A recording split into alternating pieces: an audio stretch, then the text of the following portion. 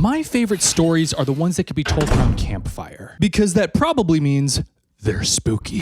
While stories involving monsters largely hasn't changed over the centuries, the way we tell them has. First, we had the most basic, stories told from word of mouth to mouth stories. Then you have stories printed in literary form like Frankenstein. When the first home radios arrived, we have stories like War of the Worlds, which was told over radio waves, letting your imagination run wild with the horrors spun in oratory. Then you have some of the first horror films like Dracula, which created for us visually the monsters we only spoke in hushed tones about. And then, uh-oh alert, here comes the internet, which gives everyone the power to tell horror stories to the masses in ways which we've never done before, combining the visuals, the writing, the spoken word, but also interactivity. I am obsessed with horror storytelling because it produces some of the most creative art that I've ever seen, watched, read, or played. And because of the internet, it's given anyone the chance to put their own mark on the horror genre. But it wasn't just the internet itself that was responsible for this whole new evolution of horror storytelling. I think a big part of it was the YouTube platform. What we see on YouTube is our usual methods of horror stories, but now mutated, mangled, and melded together in some really creative ways and by some really creative people. Today, I want to talk about how the YouTube platform evolved our ways of storytelling, the unique forms they come in, and the incredible styles of work people have created because of it. Does that sound good? Groovy.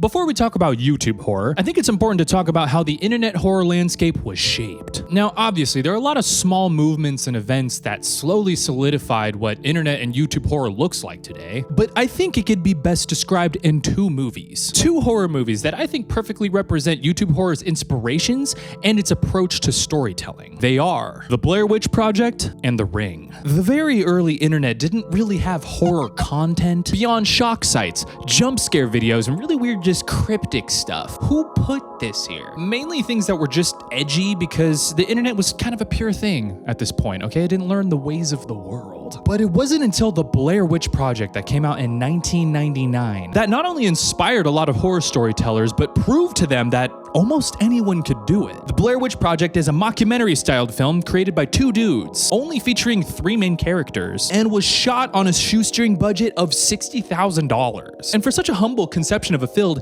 it had a massive, groundbreaking success. Footnote, Emp Lemon's video, which is kind of like a documentary about the making of Blair Witch Project, goes way more in depth on the movie's monumental success and its really impressive techniques that it employs, which I totally recommend checking out if you're interested in that, but I'm going to abbreviate it up there. The two filmmakers not only used the internet as a marketing tool, but also as a medium for world building. They created convincing websites and forums for the mysterious Blair Witch Project, leading people to believe that this was a real documentary. And everything you see on the internet is pretty much real. At least that's what they thought in the 90s.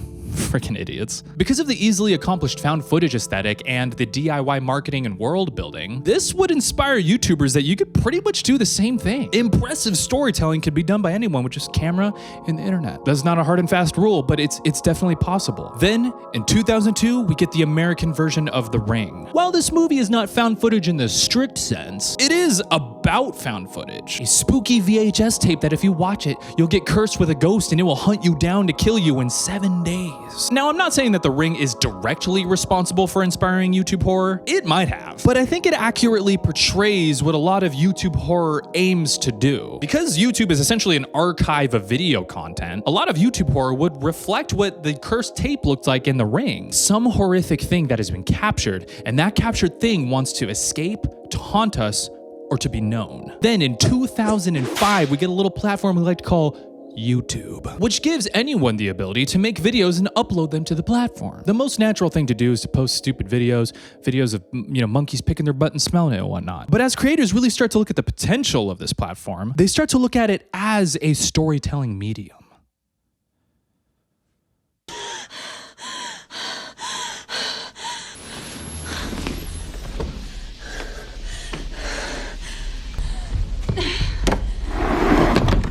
The world can be a scary place. Has this ever happened to you? You walk outside and see a squirrel grabbing nuts and burying them, and you notice that the squirrel is burying the nuts more effectively than you're burying the things that haunt you in life. So you go back inside and watch horror content all day because it's easier than experiencing the horrors of your own life? If that's you, then consider getting the FlexiSpot dual motor E6 standing desk. The FlexiSpot E6 standing desk boasts super solid construction, and with its dual motorized legs, it's able to deadlift up to 355 pounds. Do the problems of your life weigh less than 355 lbs? Then this desk can bear them. Look at this. The solid metal build is not only able to support a lot of weight, but it also creates a very stable base as well. It won't get shook as easily as I did that fateful day. Let's look at that surface. So much room for activity. The bamboo desk surface has a light color that really brightens up the room, and it still displays all the natural grains and textures of the wood. Not only that, but it's got a very durable finish to it as well. Gazing into its beauty makes you forget what happened at the Chili's. The best part is that the desk level adjustment is made very convenient with this panel right here, where you can manually adjust, but you can also save up to 4 presets as well. You can set the levels, save, and forget. And if you need to readjust, you can just overwrite one of the memory slots. I wish I could overwrite some of my memory slots. This desk is solid, and you can be comfortable knowing that it's got a 15-year warranty. It's hard to run away from the monsters in your mind. Has this ever happened to you? You're having a lovely dinner with friends, and then you're attacked by the memory of when you were in the Chili's bathroom, and you were walking by one of the stalls, and for some sick and twisted reason, you decide to look through the crack of the door, and you happen to catch eyes with the dude who is pooping, and so you say, "I'm sorry, I was just checking something." And the person in the stall says, "What?" And then you just walk away? That happened to me. If you've gone through something similar, you've probably lost your will to stand up. So sit down on FlexiSpot's OC6 ergonomic chair. This is a comfortable ergonomic chair that is equipped with all the adaptable features you need to forget. You got headrest adjustment, height adjustment, recline adjustment, seat adjustment, 4D armrest adjustment. You can adjust this chair to the comfortability of any lifestyle. Work from home? Sure. Sweaty gamer? Totally. Watching horror content comfortably because you desperately want to feel something different than what you felt at the Chili's? That too. The chair is lined with a comfortable, breathable mesh fabric that will last and has a 10-year warranty. What do you have to lose? If you carry pain in your back from when you were leaving the Chili's and you think you saw the guy that you saw in the stall, and so you say sorry as you pass by him, but you're not even really sure if that was him or not, good news, the chair has adjustable lumbar support as well. I was in a crisis after the Chili's experience, but FlexiSpot was kind enough to reach out to me in my time of need. I am genuinely benefiting from them, and they are so convenient. My desk setup has never been better. I don't even remember what Chili's means anymore. If you've had similar haunting experiences, please check out the link in the description below for the E6 standing desk and the OC6 ergonomic chair. These are very comfortable and convenient products, and I was just really stoked that FlexiSpot sent these to me. Thank you so much for watching through the sponsor. It is my first, which is crazy. The whole channel's growing up. If you decide to purchase the desk or the chair through the links below, the channel actually gets some kickback from that too. Thank you so much everybody for watching. I really appreciate all you, and back to the video.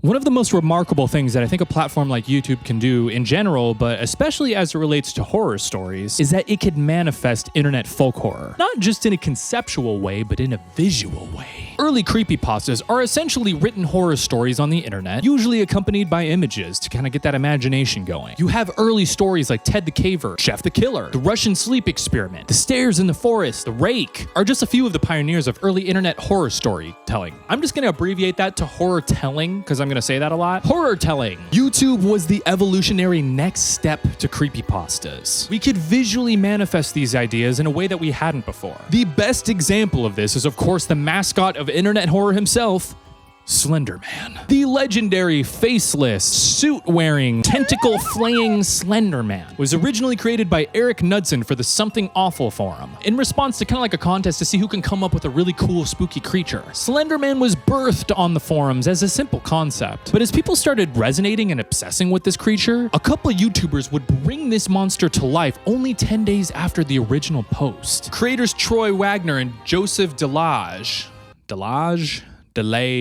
would give Slender Man the Blair Witch Project treatment and would use similar found footage and guerrilla world building techniques for a series called Marble Hornets. The series follows 2 college students working on a film project that starts to go sideways when some weird stuff starts happening. Slender Man I loved watching this series early on, and it was huge for the YouTube platform in the horror telling genre, because it not only effectively used the Blair Witch Project techniques in the YouTube space, but it also inspired many more creators to do the same and put their own twist on it. Another more recent example of this happening is with the Backrooms. The Backrooms first showed up in a 4chan thread back in 2019 and essentially underwent the same process as Slender Man and many other characters before it. The difference being that this was done with a lot of characters, but in this case, it was done with like a realm, a place you could enter into. A 16-year-old by the name of Kane Pixels took the original post, brought his imagination to the table, and created the meteoric Backrooms video. A found footage styled short film where our main character no clips into the backrooms as described in the post, and we follow his perspective as he endlessly wanders this maze while something is there lurking. The truly insane thing about this video is that it looks like it is made with an actual like film budget. After a decade of advancing technology and Kane Pixel's incredible direction and visual design skills, he creates one of the best found footage films to ever hit the platform.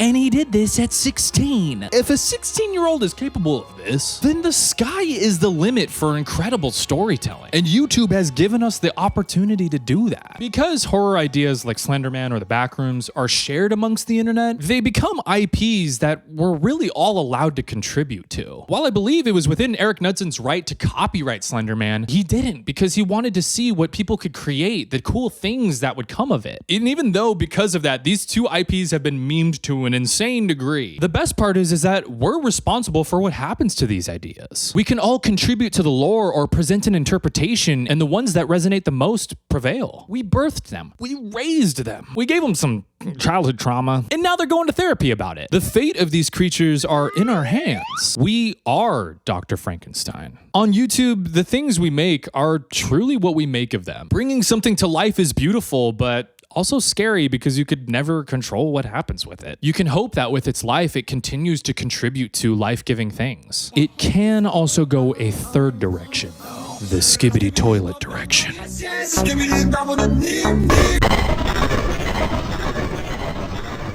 Something inherent about the experience of being scared is that it's a viscerally communal experience. Being scared alone sucks. But being scared next to your best friend makes watching Terrifier just a little bit better. And there's nothing we love more than watching our friends poop their pants and then having to, finish watching the movie with them in said pooped pants. Is that popcorn on the floor? Oh, there's just a little poop corn. I don't think it could be understated just how important horror games were to the YouTube horror space, because it brought viewers together with the creators in a visceral way, and because it made YouTube horror a very interactive experience. Early creators had relationships with their audience for sure, but I'd like to believe that the parasocial component to YouTube content really advanced through the explosion of the HorrorTuber Let's Play meta of the early 2010s. Absolutely sensational games like Slender the 8 Pages, Amnesia, Outlast, FNAF really made the HorrorTuber channels explode, garnering them some pretty dedicated audiences too. And the thing is a lot of these games were made with the purpose of being played by YouTubers. The art behind the HorrorTuber Let's Play is just so fun. It's all about sitting down with your YouTube older brother, watching them play a scary game because you're too pants pooping prone to do it yourself. They scream bloody murder, you do one of these. Then in the in-between moments, they just talk about their life. They share things with you. And you guys trauma bond together. It's a beautiful thing. While the HorrorTuber meta wasn't as popular as it was in 2010,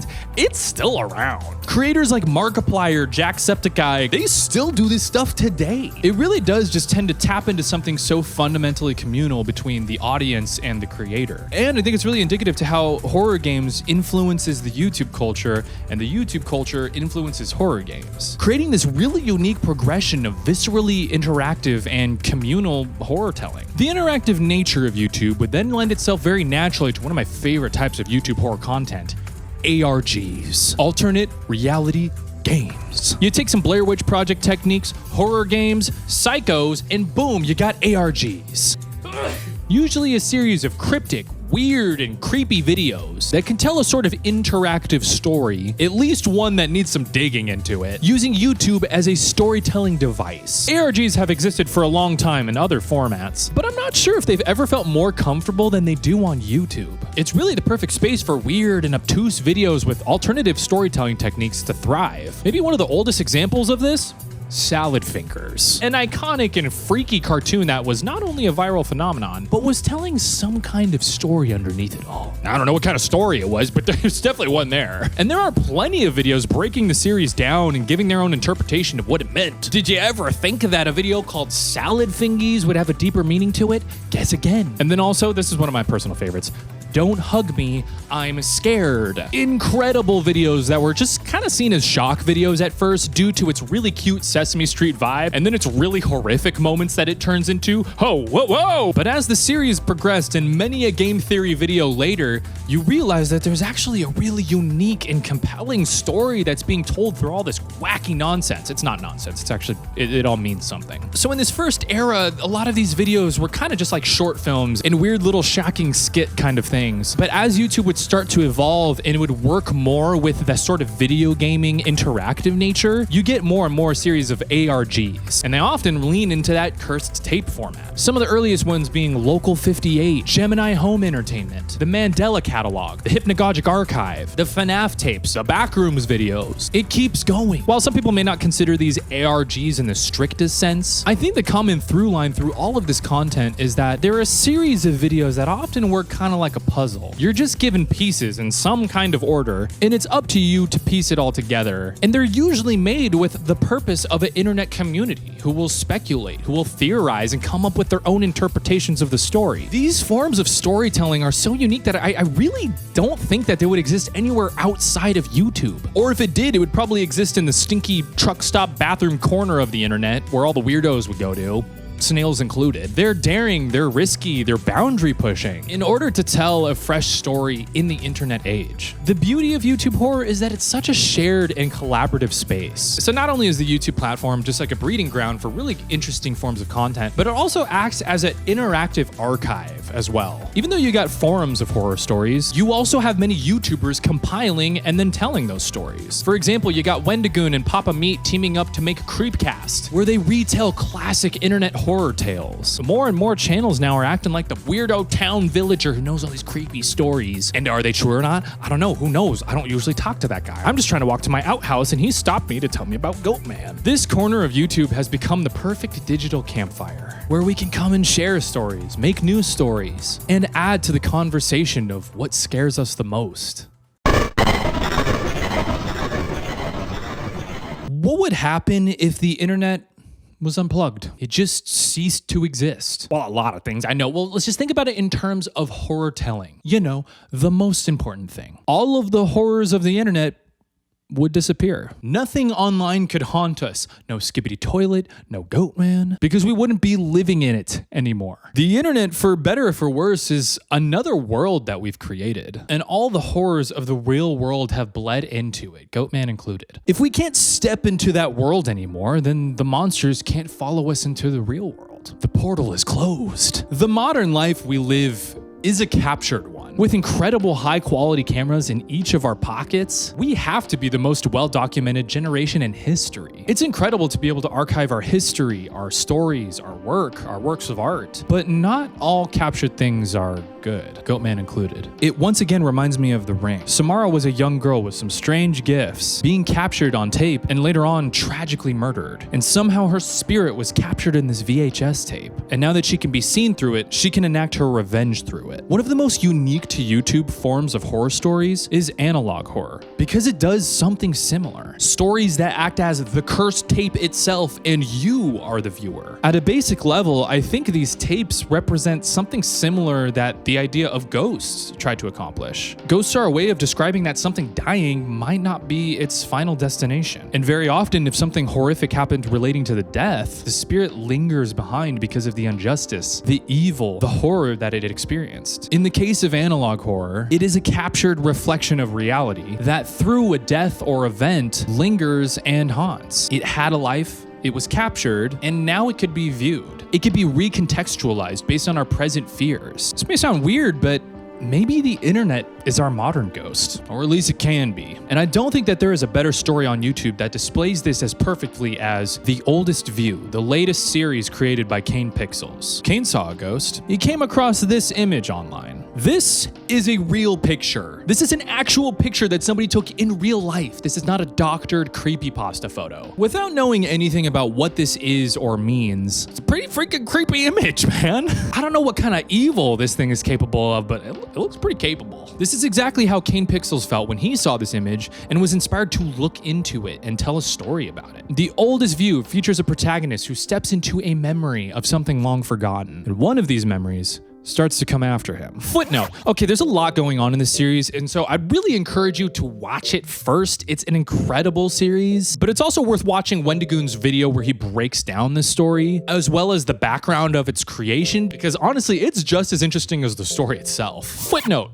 What is the story itself? I'll try to abbreviate it real quickly here so I can make my point. Also, can you tell that I've been reading House of Leaves? This is a real giant statue created to commemorate a renowned French botanist by the name of Julian Riverchin, who was laid to rest in Dallas, Texas in 1905. Then in 2012, a parade was organized to celebrate the opening of the Margaret Hunt Hill Bridge. This was the Parade of Giants, where many artists created papier-mâché giants of influential historical figures, one of them being Julian Riverchin. Honestly, it's a really wholesome story, and there is a lot more to it, but that's just the gist. It turns out, though, that the story doesn't stay wholesome, for the giant at least. After the parade, the giants were retired and displayed in the Valley View Center Mall in Dallas. But after years of the mall's decline, the mall was ordered to be torn down, along with the giant forgotten inside of it, which is how this haunting image was taken. This image that Kane came across held one of the last memories of this piece of art, meant to celebrate a man, but now left forgotten in the ruin of a mall. Ghosts aren't always malicious. Sometimes they just want to be seen, to be known. But when we see them and we don't know what they want, they can strike fear in us. It had a life. It was captured, and now it's recontextualized with our present fears. Because Kane's story brought attention to the giant and Julian Riverchin in general, fans have created a whole website documenting the history of the giant. Others have created fan art and even memes of the giant. Did Julian ever think that his memory would live on in this way? I think the rolling giant is the perfect example of our modern ghost. It lives and breathes again as a reflection of a reflection, and it haunts us. And it's not to say that all hauntings are bad, but they still linger. Through this platform, we have creators who act as the spirit medium and allow us to be in conversations with things long since past, giving us a new way to think about it and engage with it. Without these videos, these tapes on the platform, we may have never known the life of this giant. This piece of art representing a man may have truly been forgotten. In the age of the internet, there is a whole world, an upside down of images, recordings, videos, forums, things that scare us, things that we now can't forget, and maybe some things that will haunt us.